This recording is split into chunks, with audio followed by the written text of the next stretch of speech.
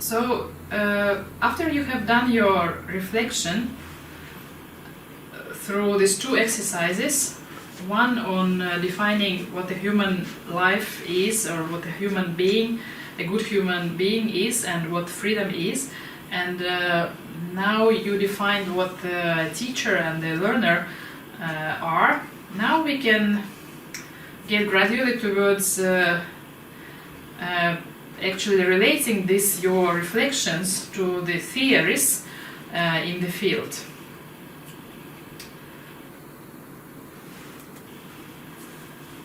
But of course, as we understand, we cannot formulate the future, or we cannot even actually appreciate the present before we look in the past. So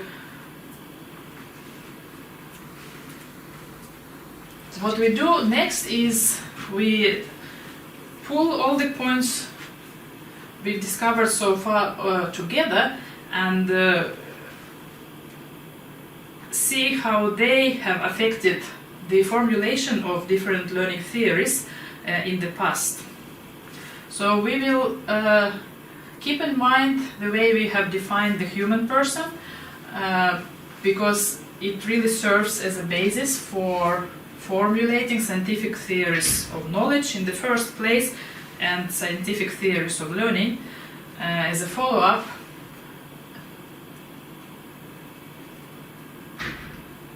We will put all the elements and assumptions together.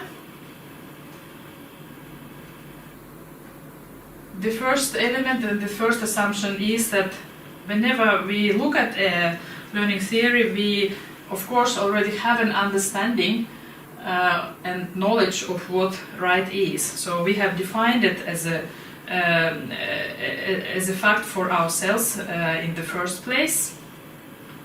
We have also thought, and we have also discovered what a good human person is like. And now when we know what a good human person is like, we can talk about the aim of a good education. In order to understand what good education is, we have to link it to our understanding of how actually learning happens. What learning is and how it happens defines the formulation of a certain learning theory. As you remember, I have mentioned to you that through the sessions 1 and 2 how we define learning nowadays, but it has not always been the case that we thought in the same way. And when we will talk next about learning theories, it's good to keep in mind that learning theories, they are actually attempts to describe how people learn and to help us understand what are the processes which are inherent to the learning are. We also should keep in mind that learning theories discuss aspects of cognition, thinking, behavior, memory, emotions.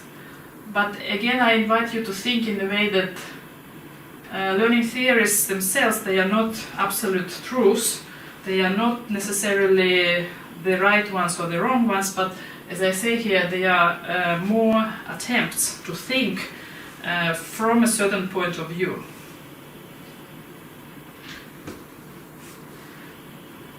And of course, through the history of the humankind, we have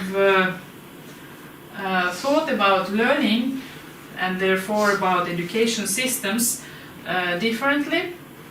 And the history provides us with the range of theoretical perspectives, just because there have been a lot of actually scientific theorizing on the concept of knowledge itself. But what we should keep in mind that whenever a theory of learning is formulated, it always, of course, is based on a previous scientific research which is available to the date.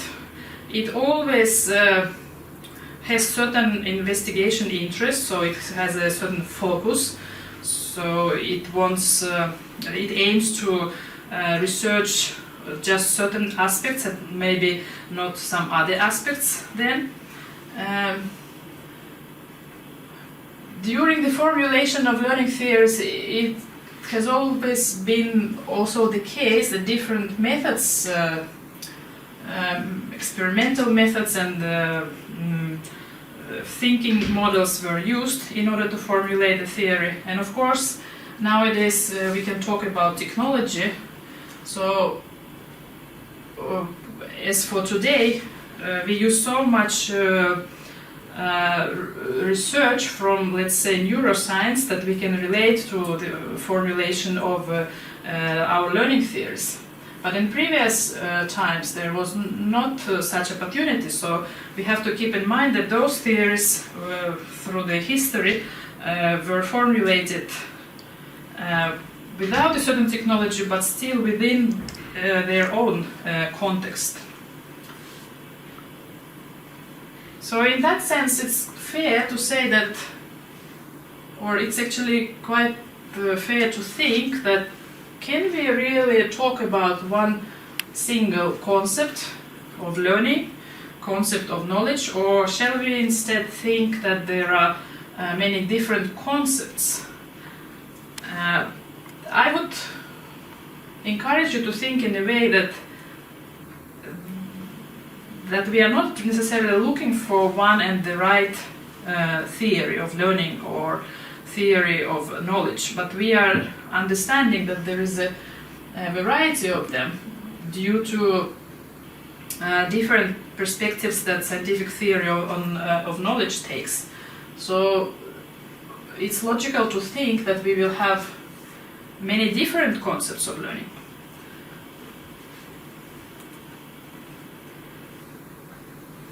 Most of theories on learning are faced with a discussion which I formulate here as nature versus nurture discussion, because this is an essential part of formulating learning theory. What we will do next is that I would like you to think about this discussion, so about the, let's say, debate, which is nature versus nurture, and think about it in a way that, is it so that one of the aspects is having more impact on human development and therefore on formulation of a learning theory, or is it so that one of the aspects is more important and more, let's say, much more heavy?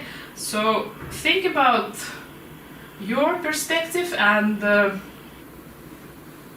again take a piece of paper and reflect in terms of keywords or phrases or sentences for yourself.